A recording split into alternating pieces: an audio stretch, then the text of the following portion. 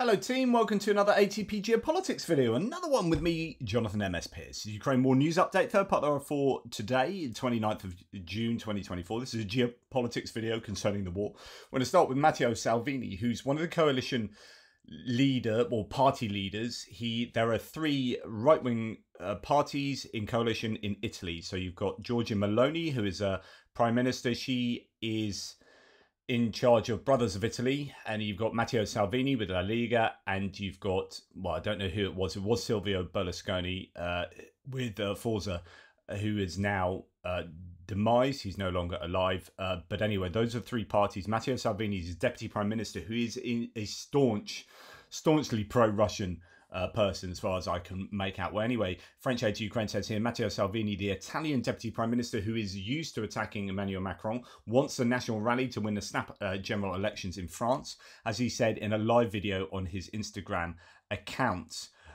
Quote, long live Jordan Bardella, so the populist right-wing leader who is looking to be the Prime Minister if Rassemblement National do really well in the polls. Long live Marine Le Pen, who is indeed the leader of Rassemblement National, who wants to be president in 2027 when the presidential position comes up for grabs. Long live the National Rally. Long live the French who want to change things by giving Macron, the supporters of Ursula von der Leyen, a lesson in democracy.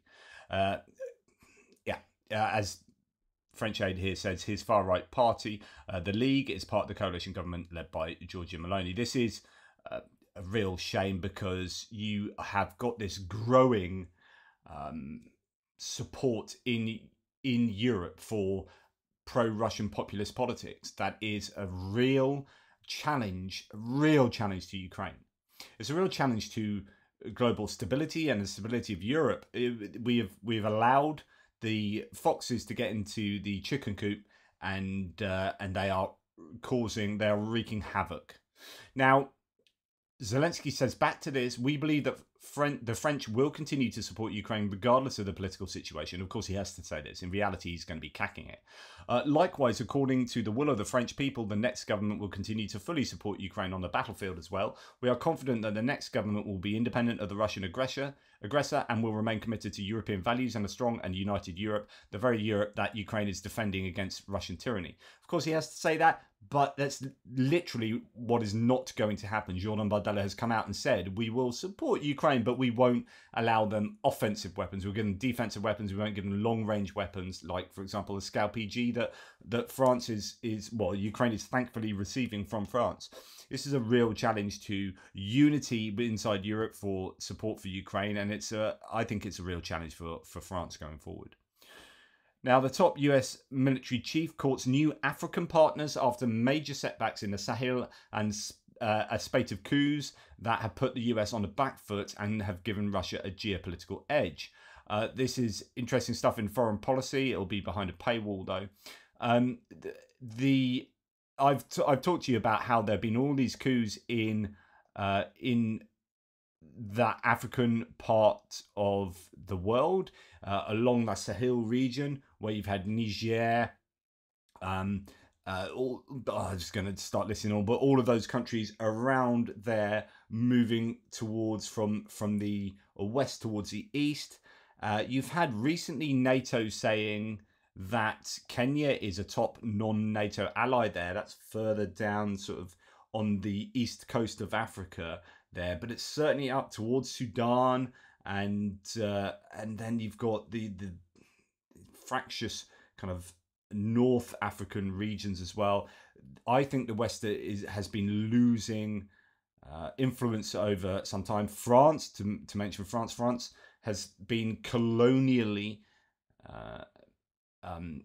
influencing that region of the world for some time now, and there's been this repudiation of that extractive French foreign policy where they've been getting involved, extracting minerals and natural resources from these regions, not really giving back as much as they should have been to those regions and using them as a means to an end. Well, some of these countries have now said, well, enough is enough, but they've kind of out the frying pan and into the fire. So we reject that French influence, and now we're going to take on, Russian influence, as they are going to support us with our security. But I don't think you're going to get any more benign entities interacting with those countries, and it is a real challenge, because as the US and NATO look around the world in terms of mapping out where their influences lie in terms of global stability, and the US's own interests, which will be economic as well. It's not just about policing the world, or it isn't about policing the world for morality. That is not what the US foreign policy does, even though some people might think it is. We're the world police. And I used to think that completely. And it's not at all. The US gets involved in places that are strategically important for the US to get involved in. Like I said previously, why did the UK support attacks on Libya and not sorting out all the troubles in Zimbabwe with Robert Mugabe? Well, because Zimbabwe didn't have the natural resources that we were interested in, Libya did. We get involved in places around the world out of our strategic interests as part of our plans. Each individual country or groups of countries like the EU or NATO, you have your strategic plans as to what is in the best interest of your own intentions and future. And Africa is on the, well, it's kind of a central part of the battleground now between the kind of BRICS way of thinking and the US NATO way of thinking, and of course the EU as well. It's all this 4D game of chess that we all seem to be involved in one way or another. Now, Ukraine have voted. There have been votes concerning Ukraine in Congress recently. This is Colby Badwar the other day, so this is the 27th, actually, a couple of days ago. Ukraine votes today are significantly less contentious than they were just a few months ago. A lot more Republicans are voting to maintain aid. So now that the Republicans have been given permission to vote with their conscience, or with what they understand as are the strategic objectives of the US, then they are more openly voting in favour of support for Ukraine. So, of course, Marjorie Taylor Greene is a wingnut and has her other ideas. But for the second time today, says Jamie Dupree here, the House has defeated an amendment from Representative Marjorie Taylor Greene, which sought to block aid to Ukraine. This time it was on a Pentagon funding bill. The vote was 335 to 76 against. And so, yeah, you have a really strong support for bipartisan support for in this case, Pentagon funding, but thus continuing to support Ukraine. Now, 76 of those who voted against, all 76 were from the Republican Party, and that represents a good just over a third of the Republican voters. It's 76 yay, 133 nay, and what weird one is nay, and then 13 didn't vote. It's still worrying that so many people, 76 people, or 75 other people would support someone like Marjorie Taylor Greene. It's incredibly depressing. And really much of what we're going to speak of now, there isn't too much going on with regard to Ukraine. We're going to concentrate a little bit on the debate that took place between Biden and Trump. And my take on the debate, and I gave you that breaking news or the analysis afterwards. My take on the debate is Biden definitely massively underperformed. This was the prime opportunity to show the world that he was strong, that he was able to tackle Trump. And what's really interesting about the debate is that, and does it say it here? Well, say this debate, says Robert E. Kelly, this debate is a masterclass in what's wrong with our media-saturated horse race-obsessed politics. Trump is just lying and making stuff up, but he says it vigorously and doesn't get fact-checked, therefore he's winning. And so we'll spend the next month debating Biden's age rather than Trump's staggering incompetence.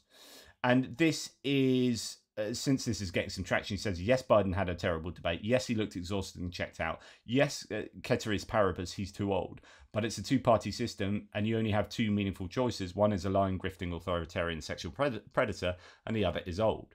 And this is what I think is getting lost in the long weeds of this. Yes, Biden had a bit of a nightmare. And I think ideally you would swap him out now, but it just depends on how confident Biden feels and whether he feels he can hit back hard. But he's got to catch up. He's got a lot of ground to catch up with. But we must not forget that Trump gave absolutely nothing in that debate. By all accounts, he deteriorated through the debate in terms of his own cogency and lack of substance, policy substance. Like what you heard about, do I have it here? What you heard about the environment was absolutely nonsensical. I'm going to see if I can find the quote. So here it is. And honestly, you have to listen to this. Like, I know Biden, and rightfully, Biden is getting an absolute rinsing on not turning up to the debate.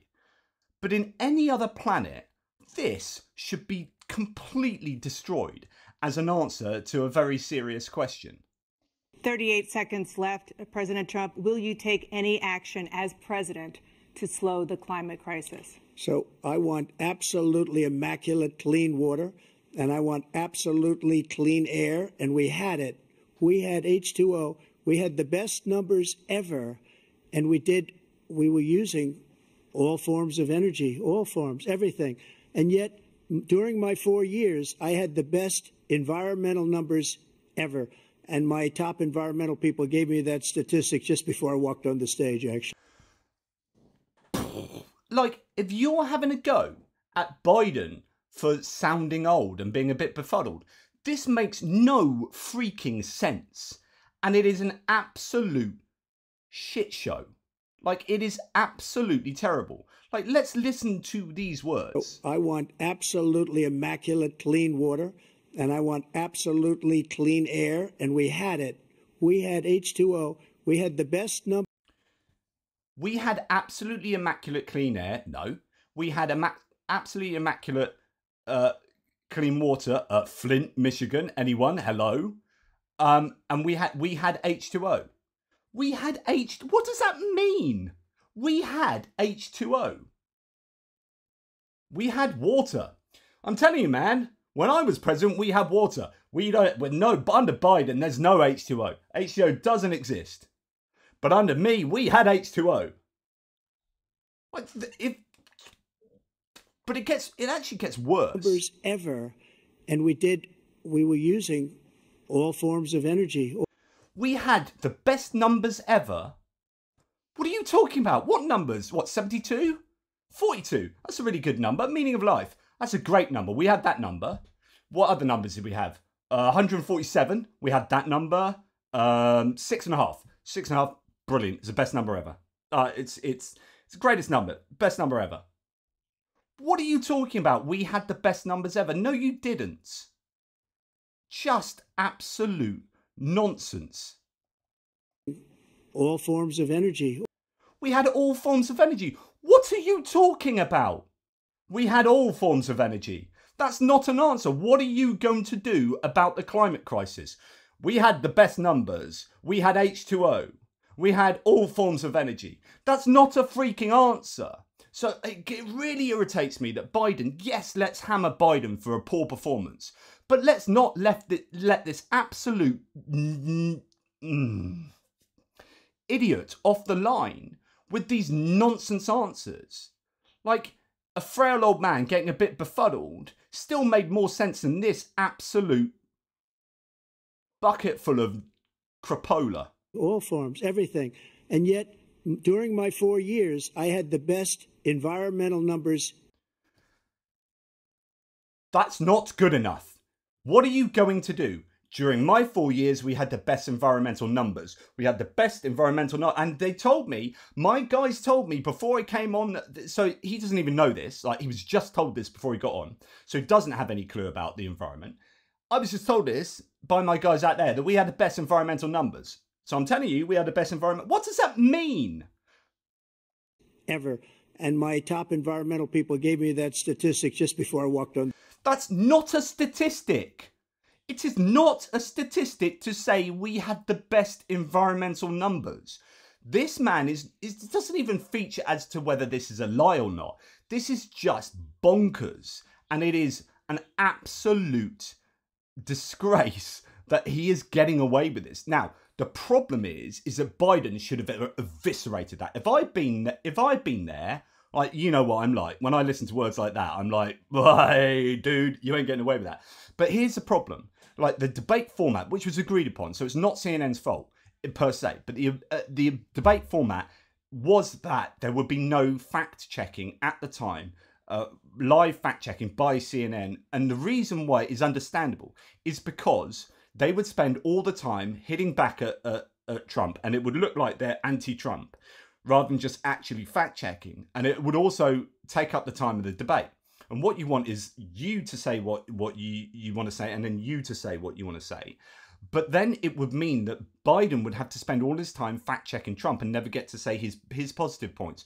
And so actually, this is a no-win debate situation for someone who just lies the entire time, because they can just splurge these nonsensical claims or erroneous claims and is not held to account. And especially since Biden was not on on his game. So Biden didn't have the wherewithal. He's not quick enough at the moment, or not at the moment, just in general, I think, to be able to deal with taking these claims to pieces as soon as they're made. Biden can do okay reading from a script at the moment. As you can see, State of the Union and the subsequent rally he gave in North Carolina was actually really strong. So he came back from this very poor debate performance to give a strong speech, but the argument is whether that's enough. He's reading from a prompt. What you want, unfortunately, we are in an age where optics are more important than substance. And so on optics, Trump won here, but he won by just splurging absolute crapola to the audience, and everyone was willing to forgive him because they were so transfixed by the old man who was just having brain freezes. And it's such a shame. Now, Trump said, I would talk to Putin and end the war. I will even end the war before I become president. But Putin's conditions are unacceptable to me. Like, and again, as an answer, where's your freaking substance? Stop saying stuff that just might sound good to some people who are willing to believe you because they want to believe you. Confirmation bias, where you ascribe more value to conclusions or statements by other people or sources that confirm your already held opinions. So my opinion is that Trump is awesome, right? And it means that if Trump is asked a question and Biden's asked that same question, I will automatically afford more value to what Trump says than what Biden says, irrespective of the actual substance. So I'm not actually looking at the substance here. I'm just like, I like you, so therefore whatever you say is awesome. So then if Trump, on top of that, if then Trump says, I would talk to Putin and end the war. I will even end the war before I become president. You're thinking, that's amazing. Yeah, well, that's that. I don't need to think about criticizing that. I don't need to think about how the hell he's going to do that. Like this 2.5-year war that's incredibly complex now, involving much of the rest of the world. But Trump has sought that even before he becomes president. But he's never told anyone how he's going to do that. And Zelensky's asked him how, because he said, people are dying if you know how. So this is a really good point, actually. Like, if Trump genuinely knows how to sort that out and he's not letting people know, then these deaths are on Trump. So if he's complaining about people dying, this is on Trump. That's like me saying, I've got the cure for cancer. I've got the cure for cancer. I know how to cure cancer. Yeah, can you let us know? Probably not until you give me loads of money for my birthday.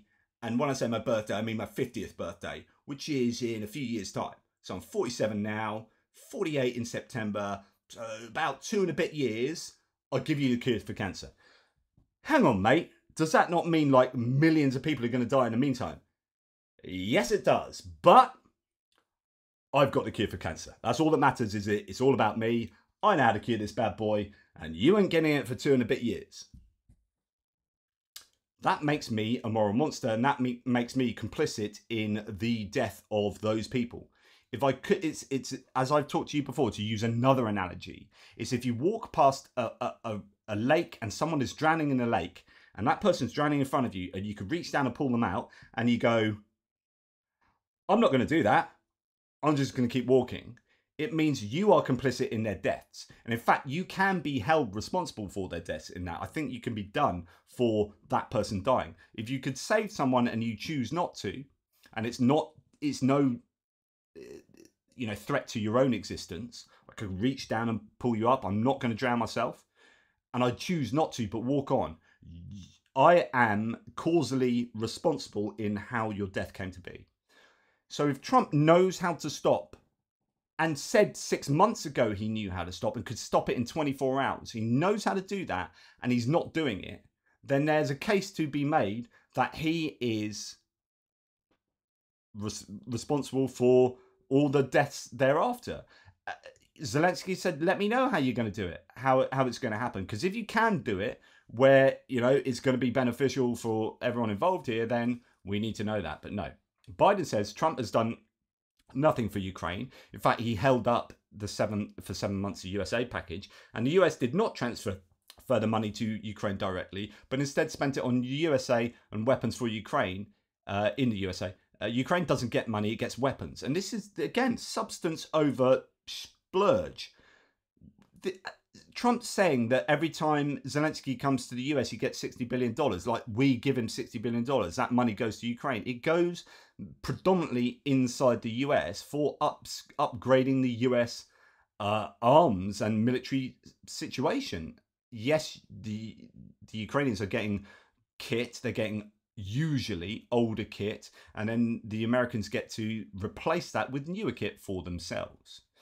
Anyway, the end result is that you've got Russian propagandists on Russian TV wearing "Make America Great Again" caps in looking at the debate. Again, you've got to ask yourself, if Russians are fully in support of Trump, who should we be supporting in this election? But the question is, okay, Biden had a bad debate. What goes on now? Is that, like, Obama had a bad debate a few years ago in his first debate against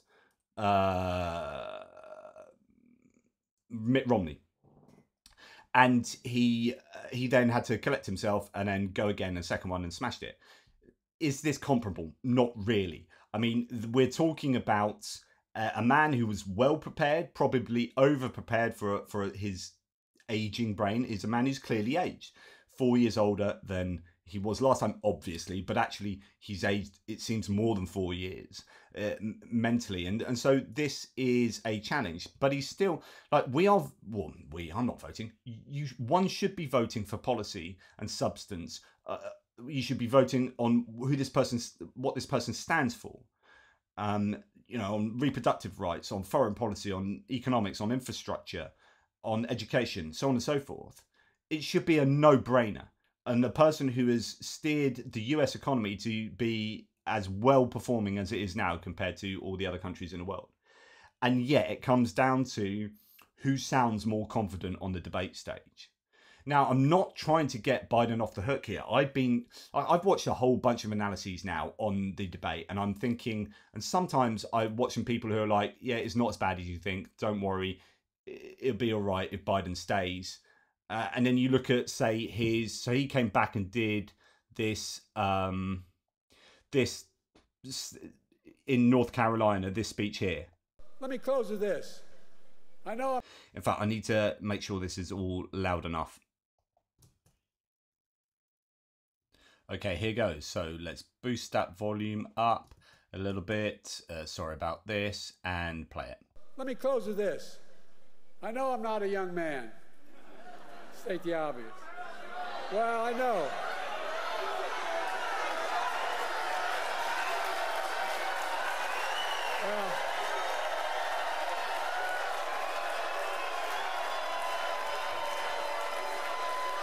Well,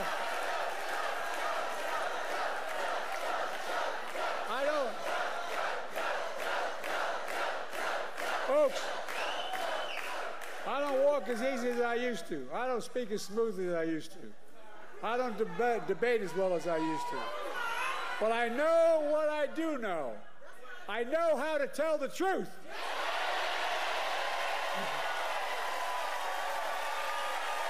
I know right from wrong. And I know how to do this job. I know how to get things done. And I know, like millions of Americans know, when you get knocked down, you get back up.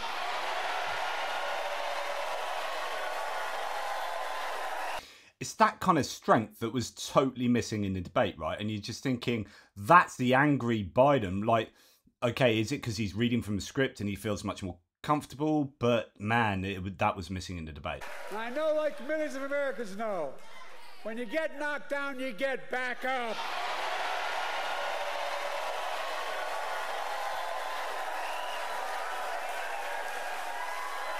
I know what it took to take our economy from the depths of the pandemic to where it is today, the strongest economy in the world. I know what it'll take to bring this economy to everybody. I know what it'll take to rally the world, to stand up against Putin and defend freedom, not yield to him. And I love the fact that this is the end of his speech at North Carolina and he's talking about Putin. Like, you can guarantee that that's not what Trump's concerned with. Biden's concerned with the things that are freaking important. And I know what it'll take to keep the world safe and free for the years ahead. Folks, I give you my word as a Biden, I would not be running again if I didn't believe with all my heart and soul I can do this job. Because quite frankly, the stakes are too high. The stakes are too high. And so there you go. So he bounced back with that, and that was strong, and he said all the right things, but there's still, you know, New York Times came out today saying that the first is basically that Biden should drop out. It's the first US newspaper who has had their editorial board get behind Biden dropping out. Of course, your right-wing media are going to say that, but New York Times has that very prominent position in the media landscape in the US, and this is a big bit of news.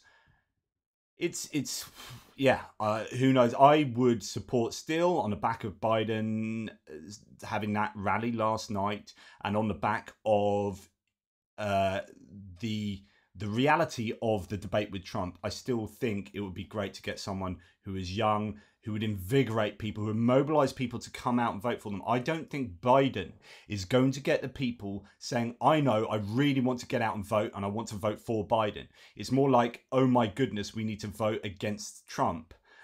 And while that will have a certain amount of heft, I think you really need to get the pro vote out as well. And just to give you a sense of the lies, so Trump lied 30 times, according to CNN fact check, and Biden lied 9 times. Now, the lying that Biden does is not so much, it's like getting facts wrong rather than just splurging disinformation, I think more generally. This is CNN fact checking. He said some Democratic states allow people to execute babies after birth, an egregious lie that is illegal in every state. He said everybody, even Democrats. And just bear that in mind, just that lie itself is just obscene. Obscene, but he's making that up out of whole cloth. That's the kind of lying that Trump does, and that's why I get really, really frustrated with him. Babies after birth, an egregious lie that is illegal in every state. He said everybody, even Democrats, wanted Roe v. Wade overturned. Roe was supported by 2/3 of Americans, even more Democrats. He said every legal scholar wanted Roe overturned, abortion returned to the states. Legal scholars have told me directly this is not true. He said the U.S. currently has the biggest budget deficit ever. No, that happened under Trump in 2020. He said the U.S. currently has a record trade deficit. That is a massive lie. To say we've got the biggest deficit and etc. To lie about things that are so, I mean, all of these are so obviously big things for voters to take on board. But if there's no accountability for what you say, like, I will make you all millionaires. This guy over here, he's murdered 72 old ladies and 4 kittens. Like, what state is the US media in whereby you can get one of your main candidates stand up and make such overt claims that are lies, such overt lies as that? It just blows my mind. Deficit ever. No, that happened under Trump in 2020. He said the U.S. currently has a record trade deficit with China. That also happened under Trump in 2018. He said Biden personally gets a lot of money from China. Zero evidence of this. He said there were no terror attacks during his presidency. In fact, there were multiple attacks. He said Iran didn't fund Hamas, Hezbollah, other terror groups under his presidency. Iran, in fact, did. He said Biden wants to quadruple people's taxes. That is pure fiction. He said the U.S. has provided way more aid to Ukraine than Europe had. It's actually the opposite. He said the U.S. has provided about $200 billion in Ukraine aid. It's closer to $110 billion. He said 18 or 19 million people.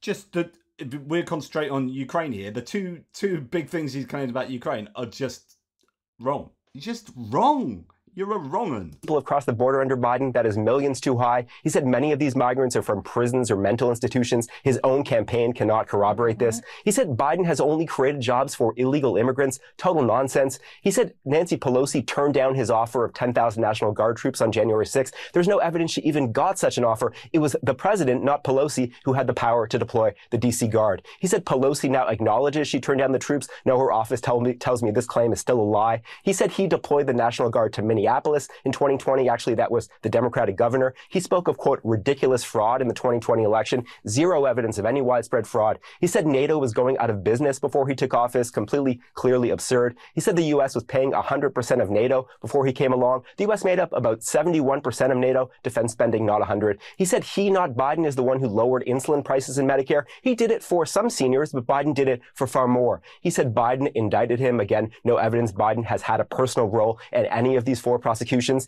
He said Europe takes no U.S. cars, just not true. He spoke of food prices quadrupling under Biden. That's a wild exaggeration, though they are up. He said Biden made up the idea he called dead service members suckers and losers. No, the Atlantic magazine reported that, and then former Trump Chief of Staff John Kelly corroborated it. He said Biden called black people, quote, super predators for 10 years. Biden never once deployed that phrase, let alone for 10 years, though he did at least once speak of, quote, predators without specifying it was about black people. He said his Trump tax cut was the largest in U.S. history. Not true, though, in fairness, Biden also said this.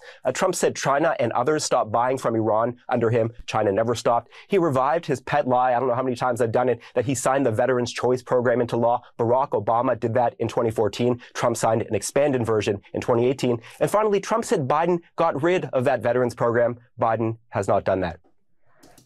Just it blows my mind that you can stand on a stage in front of the whole of the nation and get away with saying that. And yes, it's been fact-checked now, but that's done. That has been and gone, and people will take that in and think, yeah, that's what Trump's done. And if he gets elected in, he's got himself elected in on a suite of lies. In other words, lying works. Lying gets you elected, and that is not acceptable to me.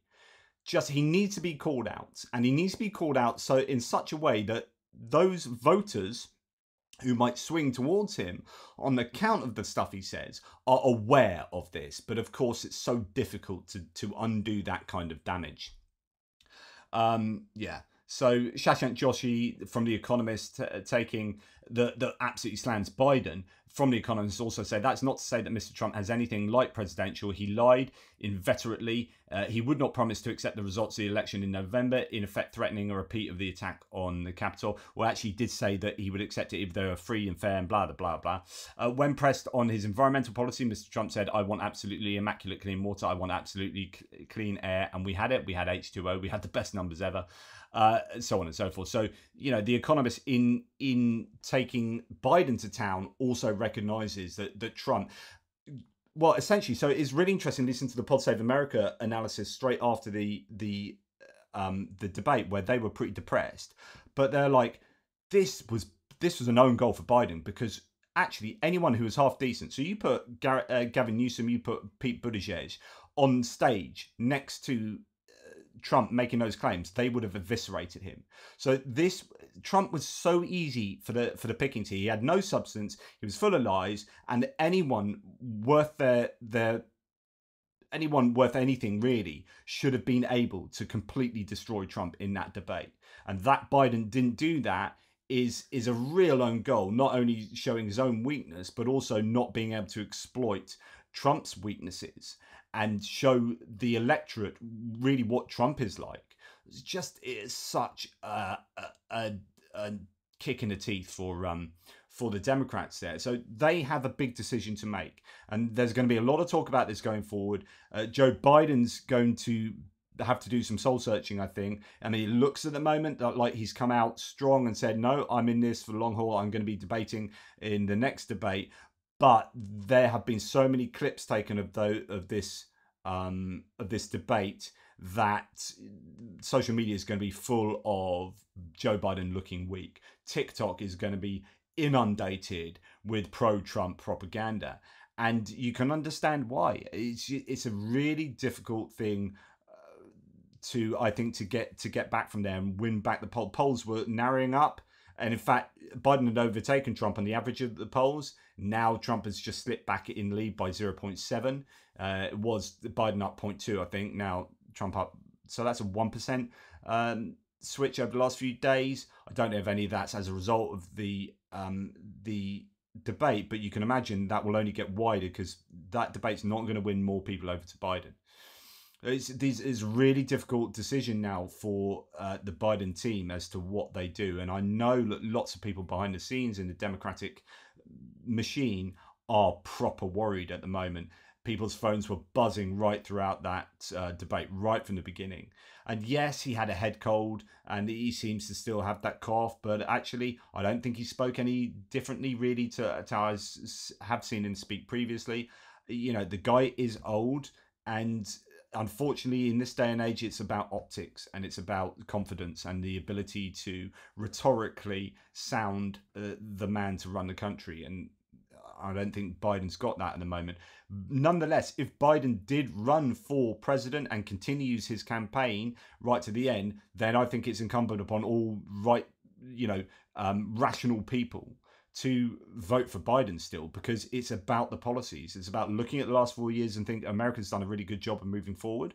Like, forget all the nonsense that he's trying to say. The reality on the ground is that there are a bunch of things that were enacted: infrastructure, chips bill, blah, blah, blah, all these things, plus the economy, etc., etc.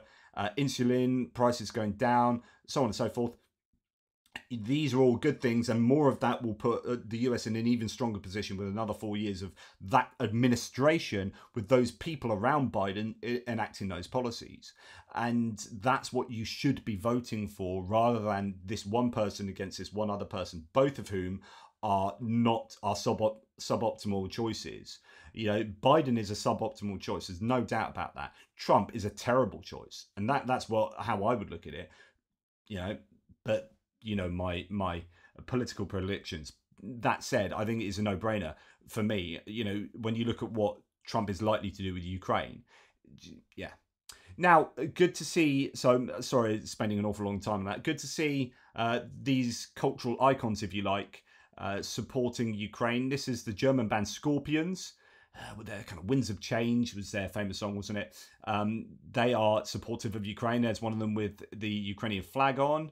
And then here we have Rod Stewart. You can't get more overtly pro-Ukraine than a background like that and what he's wearing. Absolutely phenomenal. And that shows you exactly what he believes. And I think that's great. You know, good stuff there. Anyway, that's enough from me. That's enough from me banging on about the debate. I'll be interested to see what you guys think with the debate. And a lot of you have already said your tuppence worth. I've got my ideas about who should replace Biden, but it's a tricky thing, because actually the mechanisms don't really support an easy transfer of nomination from Biden at this stage post primaries to someone else. And if it gets to an open vote during the DNC conference in mid-August, I mean, the good thing is there's quite a lot of time till then, but then after that, there's not a lot of time before then and the elections. But you would really need to. It just could be pretty messy, basically, and you don't want that to detract from the messaging of the party as a whole. Anyway, that's my tuppence, threepence, fourpence halfpenny. Take care, guys. Speak soon. Toodle pips.